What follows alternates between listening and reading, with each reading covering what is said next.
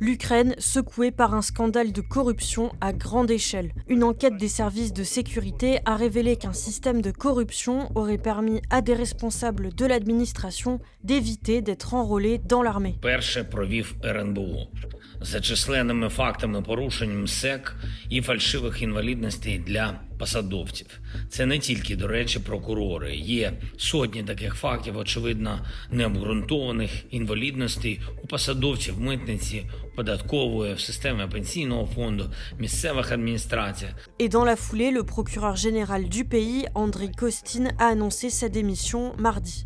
Beaucoup de faits d'abus honteux ont été découverts. Dans cette situation, je considère qu'il est juste d'annoncer ma démission.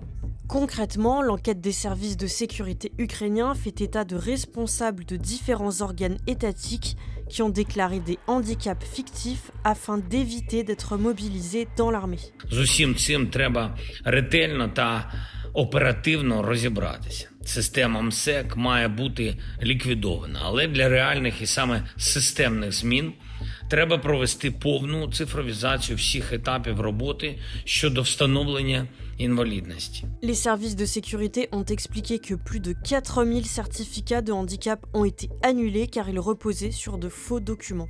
Et début octobre, les autorités disent avoir saisi l'équivalent de près de 5 millions d'euros en espèces chez la chef d'une commission médicale régionale.